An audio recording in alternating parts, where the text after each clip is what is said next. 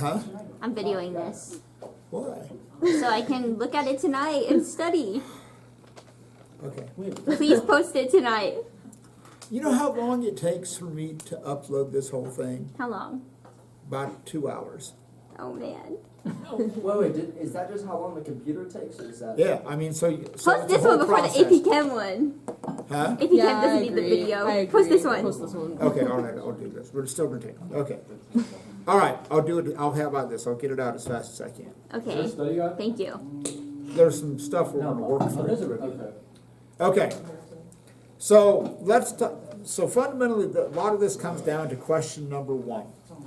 Yeah. So you got the frequency of light wave is 5.3 times 10 to the 14th. Problem number 1? Problem? Question number 1.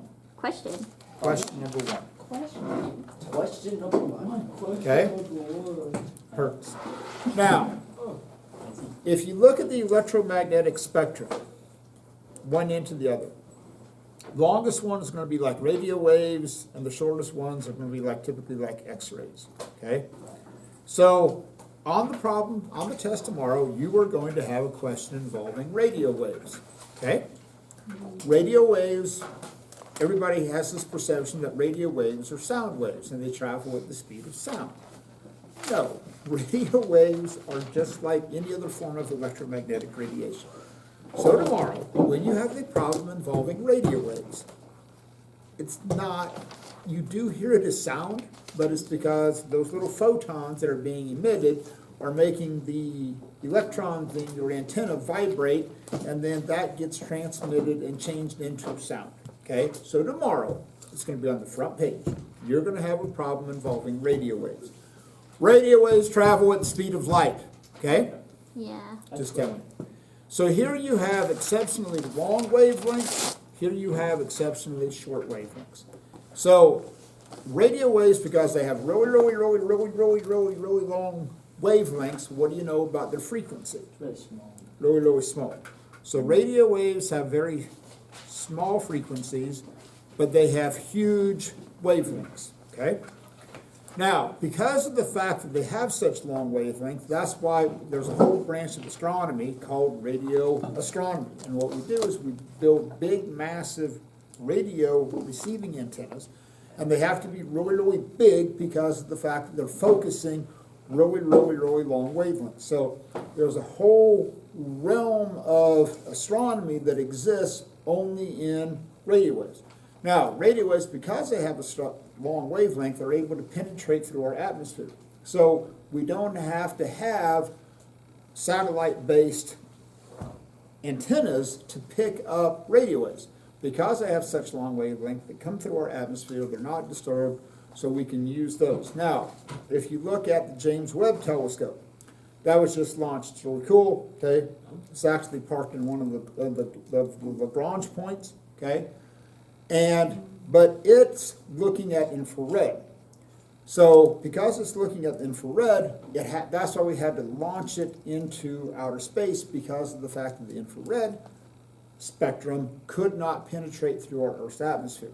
So that's why we had to launch that. We also have to keep it exceptionally cool so that it can't have its own heat signature, which would interfere with infrared. So that's why the technological side was so important on that James Webb Telescope. So here's what beginning. Longer wavelength, lower the frequency. Also, lower the energy, okay? So energy determines color, and energy is determined by the frequency, okay? Because the energy is HF. Don't worry about that. It's Planck's constant. Don't worry about it for now. You're not going to have to do any calculations. You just know that energy is directly proportional to frequency. Frequency goes up, energy goes up. Now, but frequency and wavelength are inverses of each other because they're multiplied together to always equal the same value. So when you look at question number 1, here's this frequency in air. Is the frequency of this wave higher or lower or the same after the light enters a piece of glass? So I want to look at two things. So here's this chunk of glass, right? So this light comes through. Now, glass has a certain index of refraction, a certain optical density. So when this light hits the glass, it slows down, okay? So because it slows down, that means that it's going to be, that velocity is going to be less than the speed of light, maybe 2.00 times 10 to the 8th meters per second, something like that. Okay, it's going to be less than that. So that still equals wavelength times frequency. So here's what I want you to see. Frequency determines color, and that's determined by the energy. So with this, because of the fact that when that light comes through glass, it's still the same color. That means the frequency is the same. That means the energy is the same. Okay? So the only way that light compensates for that is the change in the wavelength. So when you go through something that's more optically dense, the frequency stays the same, but the wavelength becomes shorter. Okay? Got that? How does that work? So, like, because I get that. Louis, I'm going to tell you right now. Try to think of light, and it's such a small value, okay, that wavelength, okay? It just does. It's rare that I'm going to tell you this, but just accept it. It does, okay? Because this is what I was trying to tell Pop yesterday. If you try and overlay a macroscopic matrix onto what happens on an atomic level with electrons, protons, light, you're just going to end up in the back of the room in a fetal position, sucking on your thumb. And that's the best case scenario. Worst case scenario is you get strung out on drugs. So just accept it, because then you get into, well, how does it stretch back out when it speeds back up? Okay? It does. It's magic. We don't know yet. Okay? So you're saying it has the same amount of energy when it goes through the glass, Yes, but the wavelength is the but the wavelength becomes smaller. Okay? Part of it is, Louis, it's just because it has to travel through that glass, and it's just almost like, you can think of it as almost being like, here's the simple version. You can almost think of it as like being in a collision. If your car's in a collision, you're just going to get scrunched. Okay? So that's what happens to that wavelength. So as that light goes through that glass, it's being scrunched because it's colliding with the electrons that make up the material. Okay, so it's the same stuff, just short. Yes. Okay. But then when it gets out of that optically dense medium, then it's like you're out of the car wreck, and then it can stretch back out. So it So has it's to like a be. spring kind of? Yes. Oh. That's what I was thinking. Does that? Yeah, okay, that does. Okay. Does it have to do with density? All right. It's a visual. How about that? Okay. All right. So here's the story. Frequency determines color. Frequency determines energy. If the frequency changed when it went through the glass would look different. It would look a different color if you're looking through the glass versus looking through air. And so that's how we know the frequency stays the same. What if you have like a stained glass? Well, that's a whole other thing, okay? Because that's actually altering the light that's being re-emitted.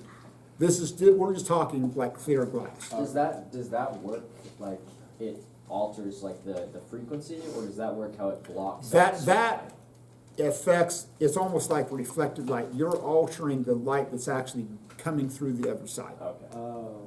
Yeah, that's a whole new ballgame. Okay. Okay.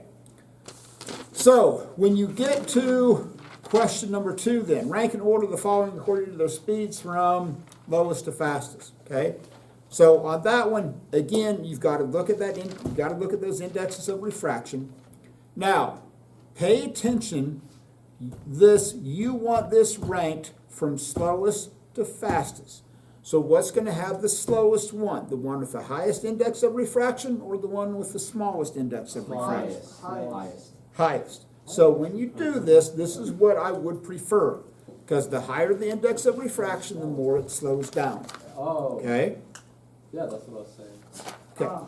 Got it. Got it. So ideally, when you put down number 2, I would have like less than or greater than. Okay? So you're going to say boom is less or greater boom, something like this. Okay? There, or do you want the name? Either one. Or both? I've my answer sheet. I just put the 2, the 3, or whatever. Okay. All right. Now, when you get to question number 4 with this double slit experiment, okay. So if you look at that equation, that delta y equals m lambda L over d. Okay? So you got to understand what these variables are. So wavelength, not a big deal. Okay? Now that could be sound, that could be light, it could be a radio wave, something.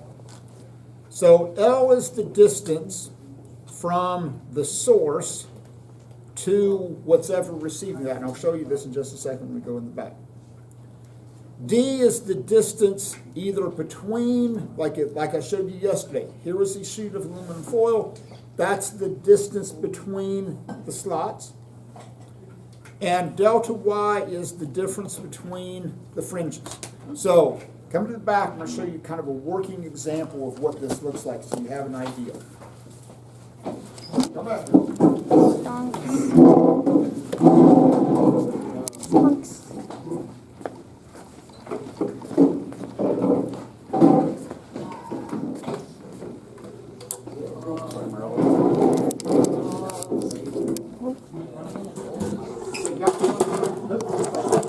Which way is the light going? Well, the sound's going to be going out that way. Oh, the sound? Yes, I thought we were doing light.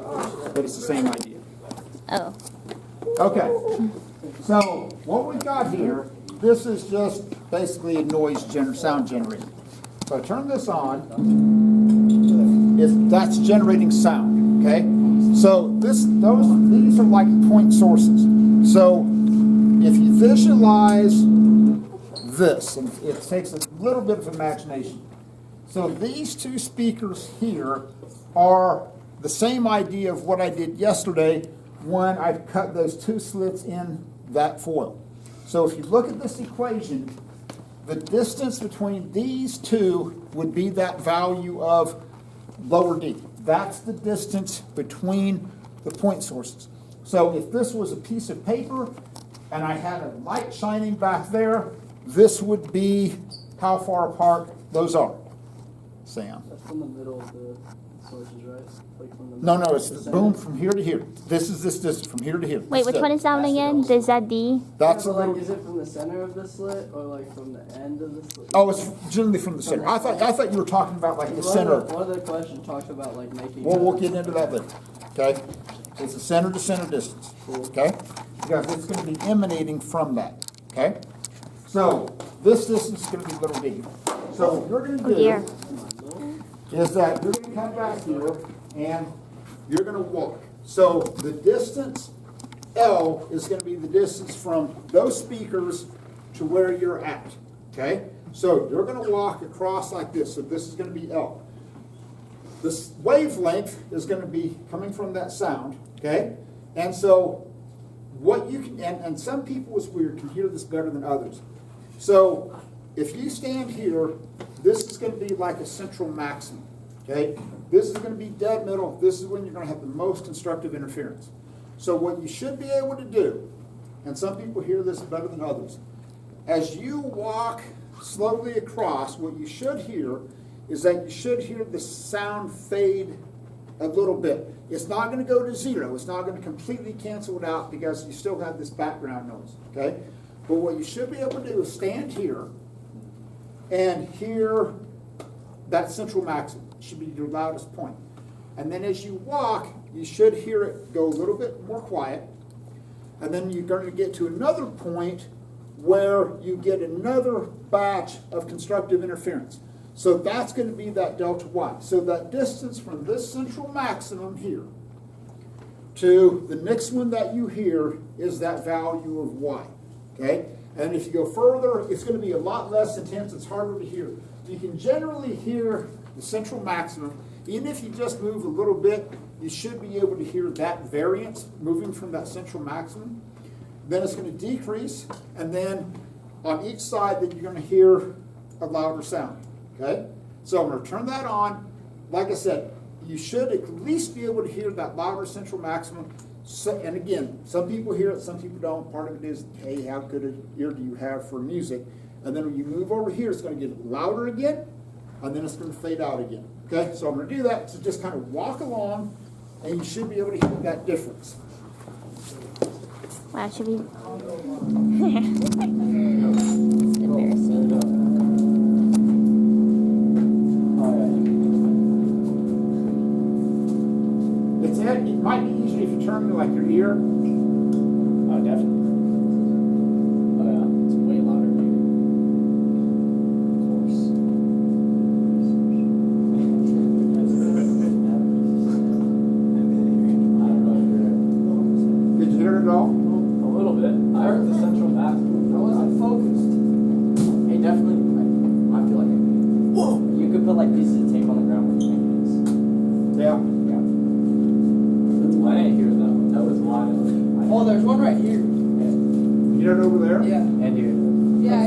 that's here? one, Yeah, here. yeah. Yeah, right there. There's one. Oh, I heard it. It's like one of those concerts. And here. That'd be that central maximum. Yeah. It fades. Are we going again? And like right here. Wait. Right here too. Yeah, right here. Yeah, like that. Because Yeah. I know if you're standing Right here here. and you move at all, you can certainly hear like a big Right difference. here too. I don't hear And one. right here. Oh, you're sound, man. I kind of hear one right here.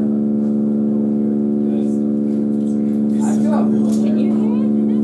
That's against the wall. You're supposed to. Okay, got the idea. What this looks like mathematically. Okay. That's what we know. Okay, back to you. I kind of like it. It's kind of therapeutic. It's like, really? It's like white noise. I love white noise. Like when Allie sleeps over and puts on her white noise, it kind of, I always have like the best sleep of my life. So when you get to question 4, so you've taken this apparatus, and the whole key to this question is that this is involving light, okay? So you take this and you're submerging this thing in water. So everything's going to stay the same. The distance between the slots is going to stay the same. M is just always going to equal 1 unless you're told differently.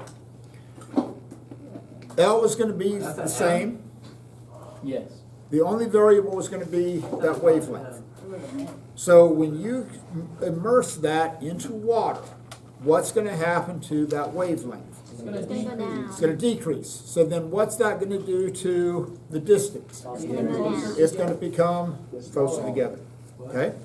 Now, it used to be how they used to navigate.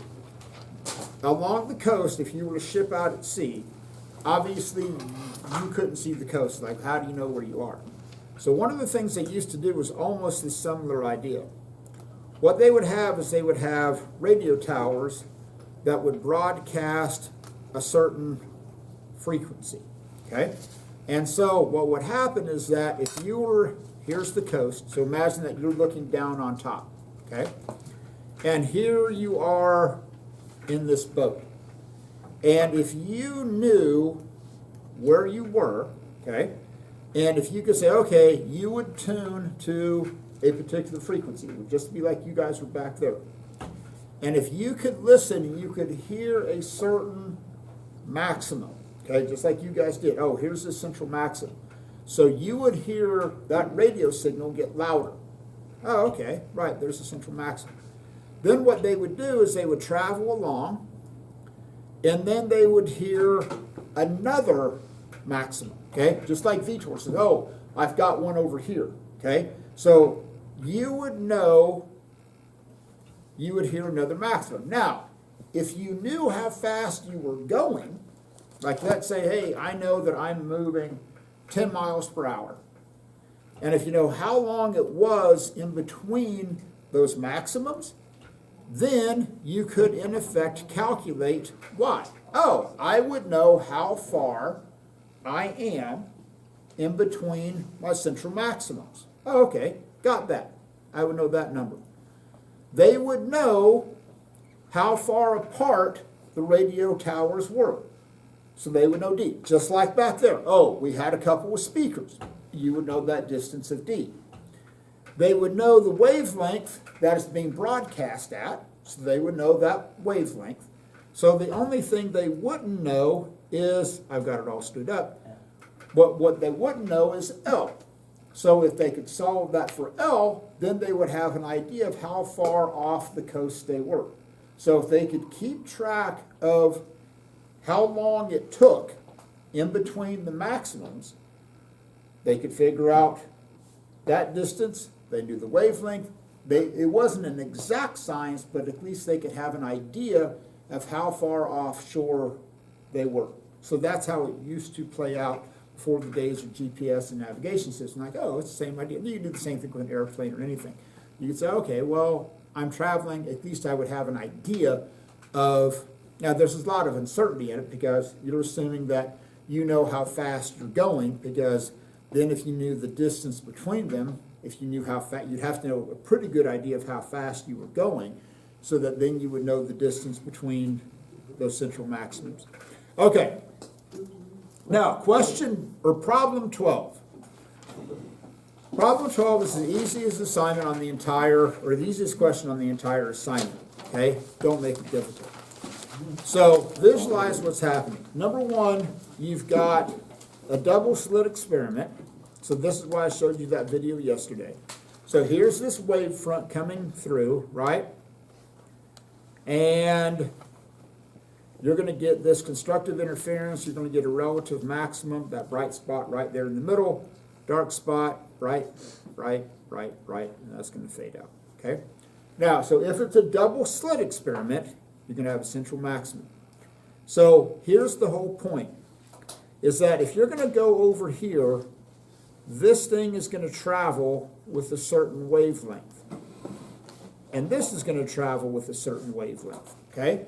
But to get where it's going to reinforce each other, they have to be hitting wavelength basically to wavelength.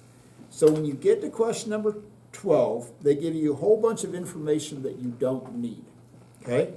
So basically, spacing between slits, 500 nanometer illustrates, okay, from light travels to n equals 1, okay? How much farther did the light from the left slit travel than the light from the right?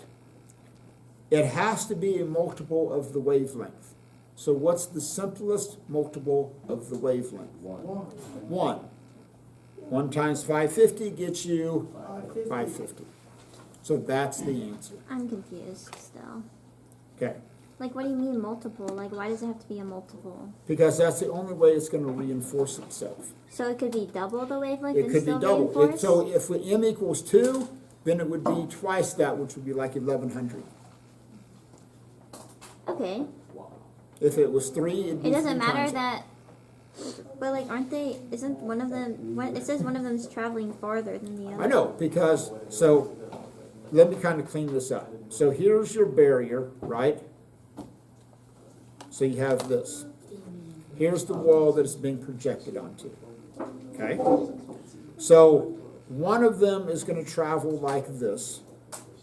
So to get this one over here, this one has to travel farther because it's going like on the hypotenuse of the triangle. Oh. Okay. So this one has to travel farther. So how do we know it's not 1100? Because it says to m equals 1. It says it. Yeah, Oh. Okay. Is there going to be a question like that on the test? I don't know. Oh. 500. Wait, what's the thing? Okay, on question number 4, It's units. or problem 4, I'm sorry, problem 4. Okay? Stairs. On that one, your light wave has 670, its wavelength, and the transparent solid is 420. What's the speed of light in the solid? Now just think this through. Think this through. Is your answer to number 4 going to be bigger or smaller than 3.0 times 10 to the 8th meters per second? Smaller. Okay? Ultimate speed limit is speed of light in a vacuum. Okay? 3.00 times 10 to the 8th meters per second. Right? So here's the deal. So on this one, you know the wavelength in air, which is basically what we're going to consider a vacuum. And then you've got it at 420. So first thing you want to find is your value of n. So just think this through. Are you going to take, to get n, are you going to take 420 and divide that by 670 nanometers? Or are you going to take 670 to get n and divide it by 420? Which one are you going to do? 470. Option 2, because that's going to get you an n value bigger than 1. Okay? So that's going to get you your index of refraction. Now, you want to find the new velocity, right? So you're going to take the speed of light, 3.00 times 10 to the 8th meters per second. Are you going to multiply it by n, or are you going to divide it by n? Divide by n. So if you just think the process through, it's like, man, I have no idea how to do this problem. Find your value of n. Your n has to be bigger than 1. and then your speed of light has to be less than 3.00 times 10 to the 8th. Literally. Why, if we have if photons are particles, right? No. Photons are not particles. Photons are not particles. Photons are superimposed waves of energy. Oh, okay. I was thinking. We can why treat can't we them hear as particles, but don't get the idea that, oh, I'm being bombarded with particles and there's tiny little bits of matter that are hitting your eye. What's hitting your eye are tiny, tiny, tiny little bundles of energy with the same wave function. Okay. That's what's hitting your eye. Wait, how'd you get the It's out. index thing again? So Because I just found my frequency. Yeah, I found That's the how I did frequency it. first. you can do it that way too. Yeah.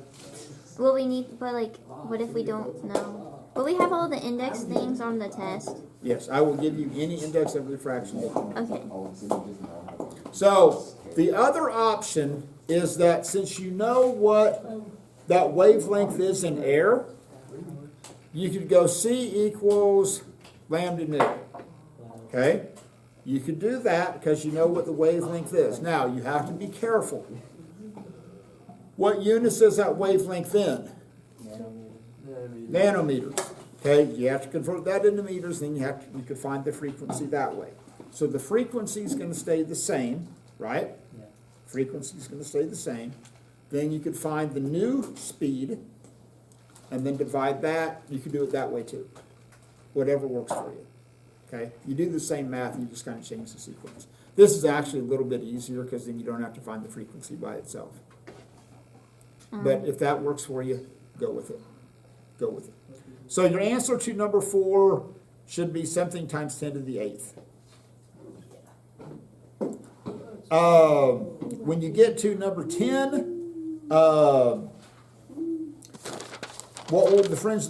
So what will be the fringe spacing? Basically, you're asking to find y in millimeters. Okay, in millimeters. That should be between 1 and 2.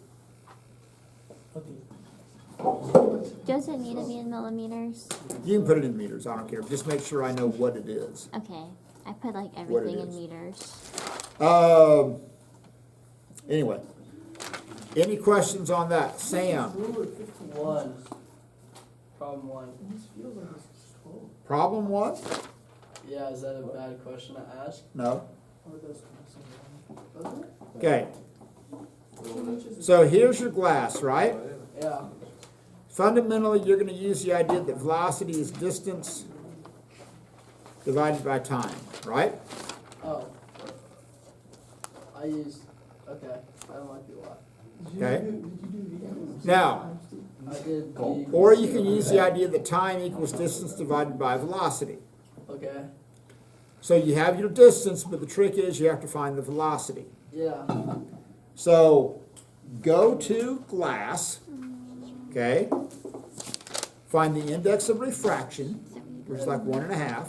And divide that by 3, or you do. Yeah, take the speed of light, 3.00 times 10 to the 8th meters per second. Okay. Divide that by 1.5. Now, if you really want to get fancy, you could flip that up there and take that distance in meters times 1.5 and then divide that by the speed of light. You'll get the same answer. Okay. Okay? Cool. Cool? That's a lot more simple than how I did it. Okay. Anything else? Going once? Going twice? Why is that a 15-inch ruler? I don't know. 15. I don't know. Okay, so 38. let's chit chat about the stuff that I just gave you, all right? So first off, you've got these series of dots. So what type of wave is it? Is it longitudinal or a transverse wave? It's longitudinal. Oh, longitudinal. Longitudinal. What's the difference? Okay, so here's the best analogy that I can give you. Okay, so they don't do so much sporting events anymore, but everybody used to do like the wave. Okay, so let's do the wave, right? So Fisher, we're going to start with you. All you have to do is do this. Yeah? Do it. Right, we're ready to start? Yeah, do it. Okay, Wow, you didn't Yeah. participate. I thought we were Let's, going around. now, we're going to do that again, but then we're going to reflect it back. Okay. Wait, so Okay. are we doing like word at the They same should time? just do it. Hold on. Ready, Fisher? Are we doing a circle? Start Hold it. on. Okay. Really And then come back. Dude. Alright, no, we're just gonna. Jackson. Yeah, so we're going to do this end, and then we're going to reflect it back. What? Hit it. Hit it, hit it. Raise again. Come on, man. You have No, no we're not doing it. We're not doing it. Okay. I Now- wanted to participate. Was that a longitudinal wave or a transverse wave? Transverse. That's transverse, because your motion was at right angles to the direction of the energy path. Now, if I walked up to Fisher and I pushed him, Please don't. and then he ran into Sam, Sam ran into Connor, and that way. Now, if I did that, what type of sound would it be? Longitude. That would be a longitudinal wave. Okay? See the difference between the two? Yeah. That was a good. That was So, But like in terms of like What? on the floor with like. say that was a good analogy. No. Yeah, but he said it, he said ow. So it Oh. was a good, like no. You said what sound would it make? And I said ow. It's a good joke. It's dumb. Okay, got it. So here's the deal. So this is going to be a longitudinal wave, okay? Now, is sound longitudinal or transverse? Longitudinal. Sound is longitudinal, okay? Because it's a series of compressions. So what you hear me say, hey, we're going to talk about sound.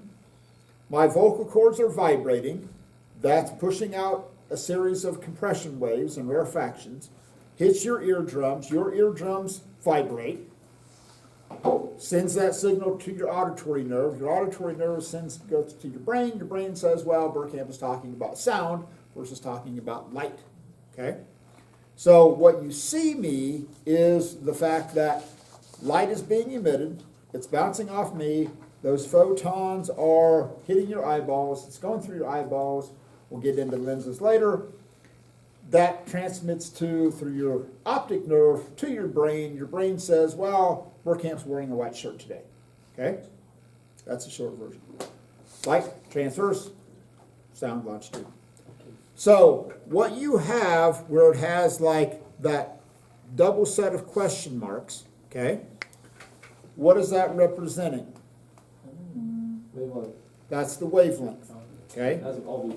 Yes, so that would be the wavelength. Now, that middle set of questions here, all that's showing is that you have a compression and you have a rarefaction. Okay, so that's the only thing that's being signaled by that that question mark up there on the top. Okay, that is not like the amplitude, because you really can't talk about amplitude when it comes to sound because it isn't like a true transverse wave. But let's talk about this. So if I versus I talk really loud. Fundamentally, what's the difference? More Fundamentally. frequency. But what's generating the volume? There's more. Energy. Intensity. Energy. Oh. So frequency. And goes frequency, up.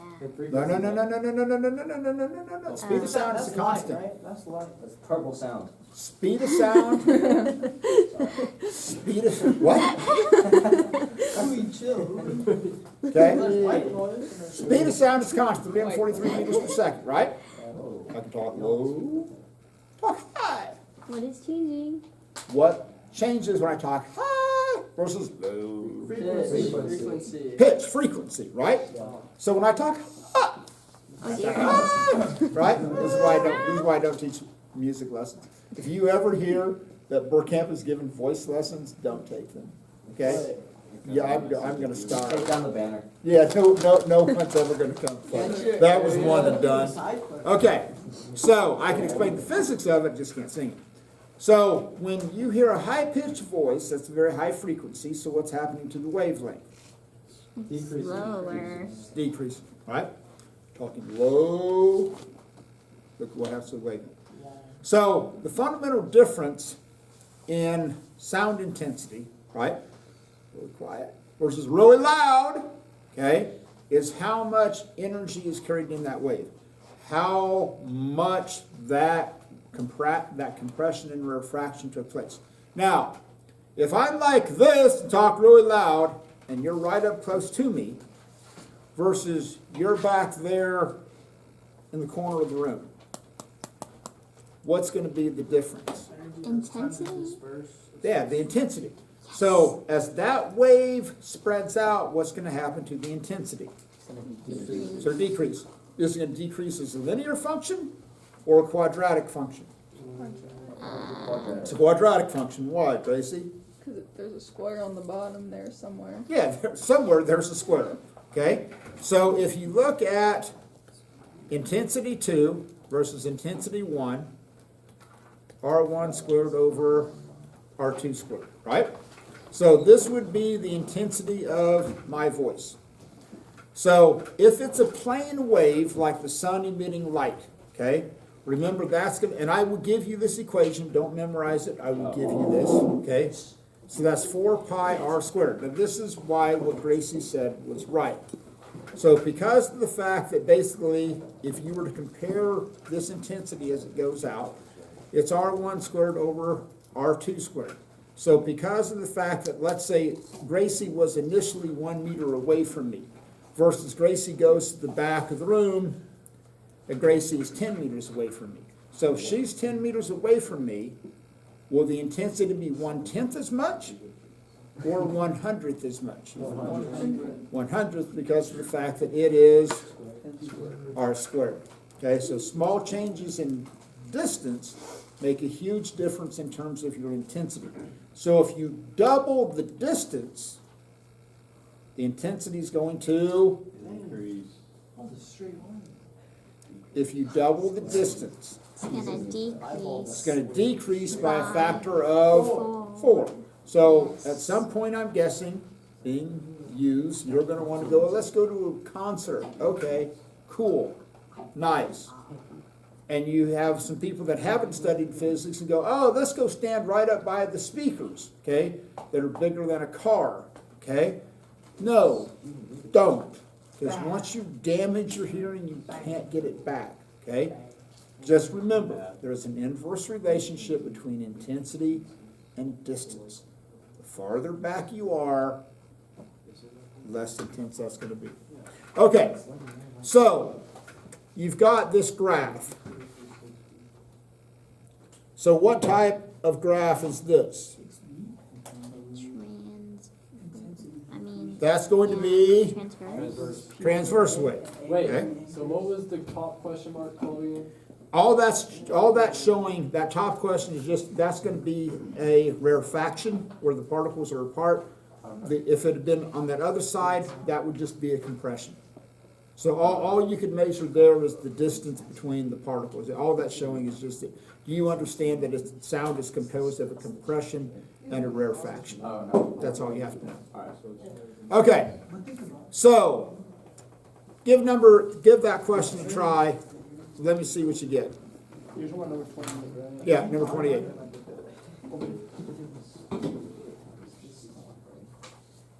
Above shows this view. Yep.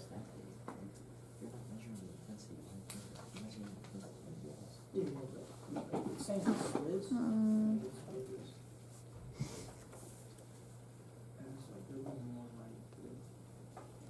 But it'd be less focus.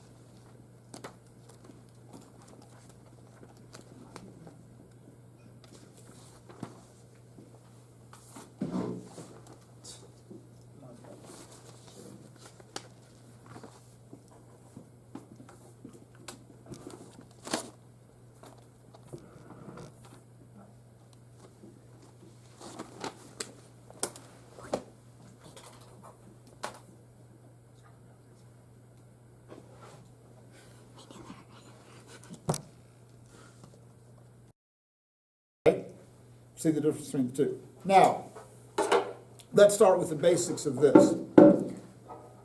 Do you have enough information to calculate the period of Yes. the wave? Yes. What's the period of the wave? 5. 5 seconds. 1.5 and 2. I've heard 5, I've heard 0.5, I've heard... 0.5. Why 0.5? Because that's how long it takes for one wave. Okay? Right? Yeah. Cool with that? Yeah. Sure. Cool. Now, here's the deal. So, if you look at this, so here you are at 0.5, right? So imagine that, like what you all just did is the wave. So as that moves up, how far does it move? 0.6. 0.6 meters, right? Now, if you all did this and then did that, how far did your hands move in terms of this? 1.2. 1.2. You're going to travel twice that distance, which would be 1.2 meters. Yeah. True? Yes. Good with that. That's the distance your hands are going to move, right? Yeah. So as you go down this, if you all did the wave like y'all just did, Can we do it Right. again? so you're going to travel total of 1.2 meters, right? Yeah. Cool with that. Yeah. Now, here's the story. So when you look at this total motion that it's going to have happening, so you're going to move up 0.6 and then it's going to come down 0.6, right? So if you look at this in terms of, but as this whole wave is going through like this, going 0.6, 0.6, 0.5. So what can you do with those numbers? You can make it into that equation. You find it. Okay, you're going to have to get a little bit more specific You in can that change your equation. period into the frequency by taking the reciprocal, right?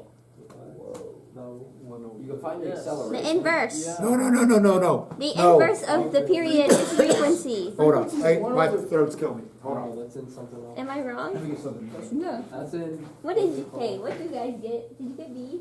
4.8. See, I got science. Oh my No, god. because you have to double. You have the frequency is 2, but now the frequency is 4. Don't throw frequency. Oh, I didn't double it. Yeah, so it's, Oh, you didn't double it.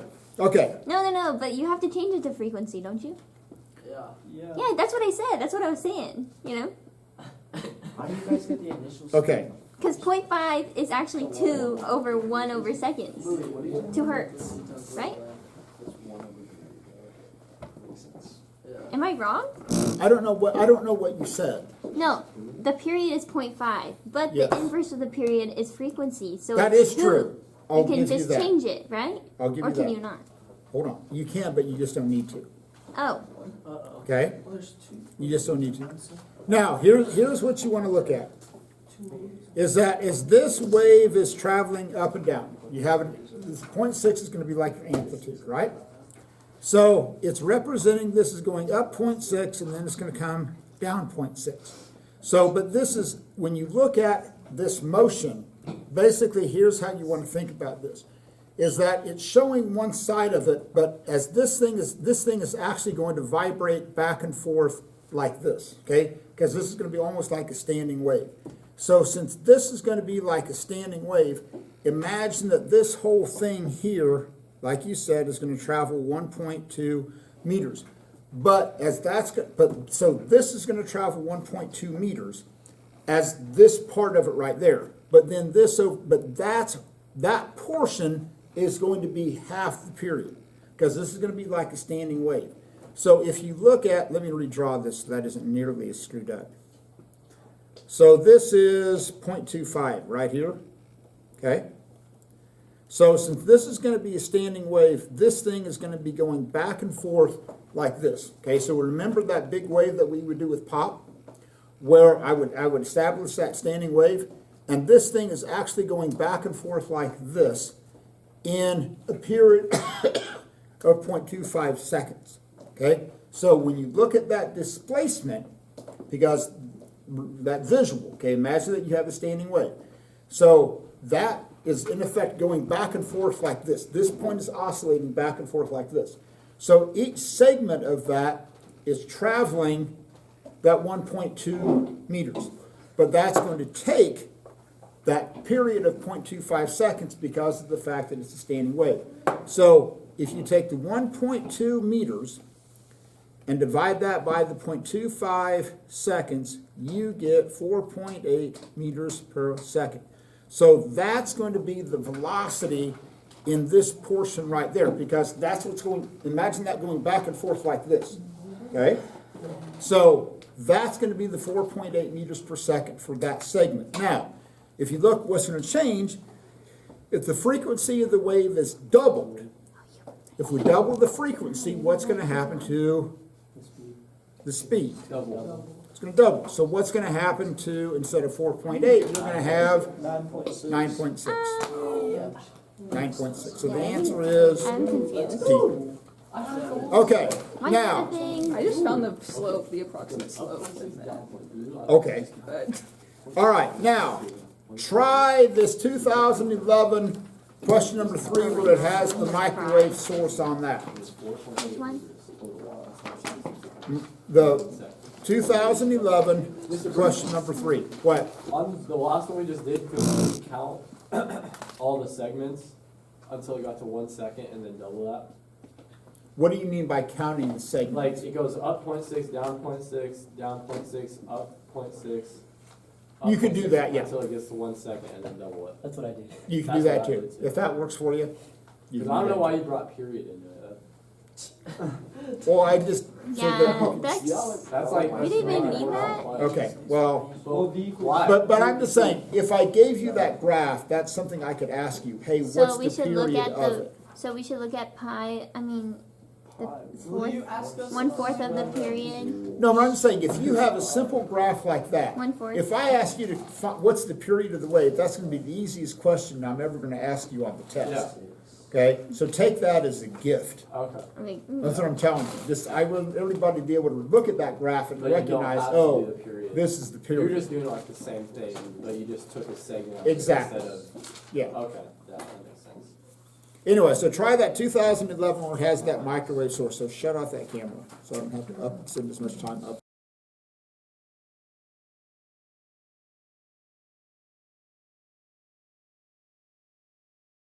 Do this right quick.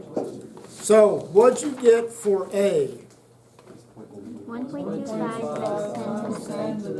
1.25 times 10 to the 10th. Speed of light divided by lambda, boom, there's your frequency. Now, here's what's going to be important, okay? And I'm really not going to expect you to know this too much. I'm just going to point out the difference. So what you have here, first off, realize what you have. They're giving you a bunch of information, but they're not telling you, oh, this is D, this is L, this is wavelength, okay? So that's what you have to know. Now, look at that top number of 0.60 meters. Did they even have to give you that? No. No. The width of the screen isn't part of the equation. Don't even worry about that. It's not there, okay? It doesn't matter. So the 2.5 meters, what does that represent? Louis, what does the 2.5 meters represent? So help me God, if you miss this question, I'm going to flip out. Your favorite one. Length, right? L. There's your capital L. Okay? There's your L. The 0.2 meters is your value of D. little d. Now, this has been asked before. Notice that the gap that those are opening to isn't a factor. If you have a wider gap, the only thing that happens is that you let more light through, so things become more intense. Okay? You would just let more photons go through. So the size, the width of the gap itself doesn't matter, okay? It just lets more light through because that's not a factor in the equation. Now, you have your wavelength. So knowing all of that, what can you calculate? Frequency. Well, now you can, the space. of the- In terms of the spacing. The Why space in? between the intensity. So what you get is as that value, 0.3. 0.3. So if your y equals that ml lambda over d, you get a value of 0.30 meters. So because of the fact that you're going to space this out, where are you going to have your maximum intensity? 0. At 0. So if you wanted to, I did this as a graph and said, okay, my maximum intensity is just going to be at 0. Where are you going to have minimum intensity? In between. 0.15. At 0.15, so that's when that's theoretically going to like drop to 0. So, because that's when you're going to have your destructive interference. Okay, I thought it was the distance, like, between the, I thought it had to be a multiple of the wavelength. That's the M. That's what that M will get you. So no, what that's talking about is how far the waves, depending on how far the waves travel. The wavelengths themselves have to travel a difference of the wavelength. That doesn't tell you the spacing. Oh, it doesn't? No. What that's telling you is the difference in the lengths that the beams travel, not the spacing. Oh. So the difference that the two beams would travel in their distance would be 2.4 times 10 to the minus second. That isn't the spacing. Wait, so what is he talking about? And what he's talking about is the difference in length that the two beams travel from one to the other. Like one goes straight, the other one goes like at an angle. That's what he's So talking it would about. have to be multiples of the. Yeah, it has to be that. It's 2.4. It has to be multiple of that wavelength, not part of the story. Okay. Is that going to be on the test? No. Okay, good. Well, just know the concept that it has to be a multiple of that. So what you're going to have is something like this. Now, as it spreads out, what's going to happen to the intensity?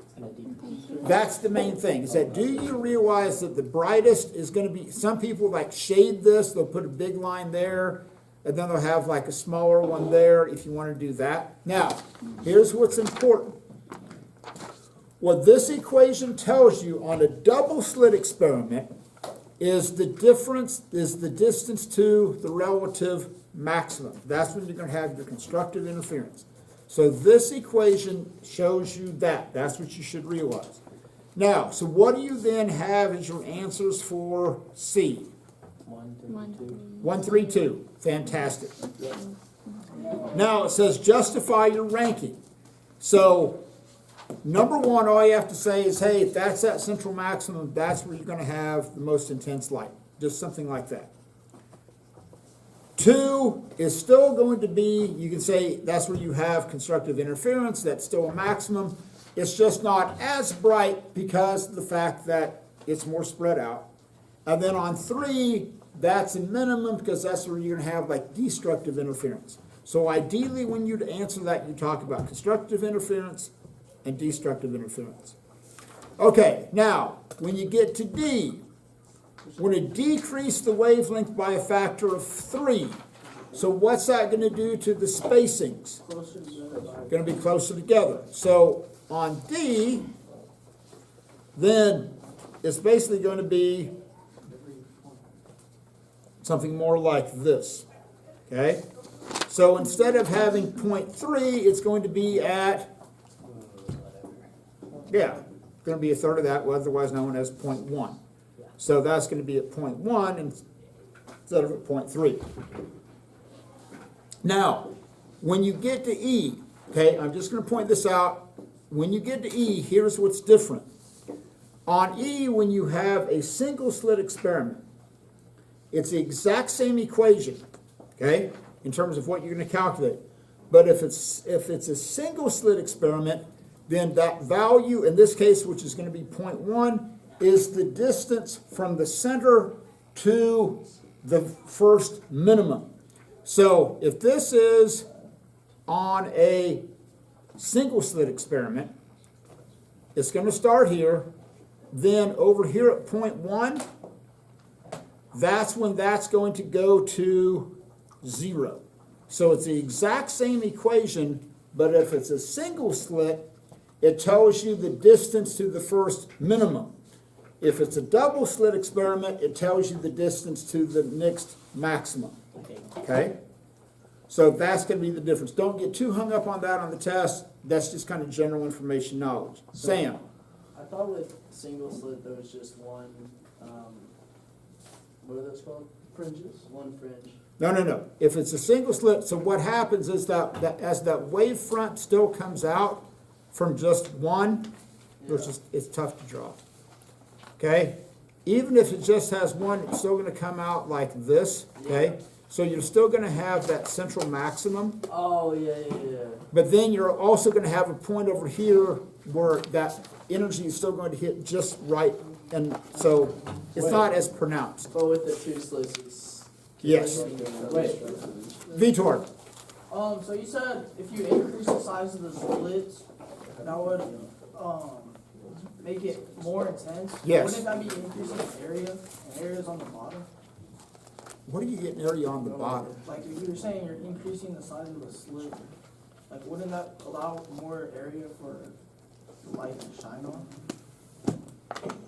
Huh? He's talking about the calculation for intensity as power over. Oh, no, this is a whole other thing.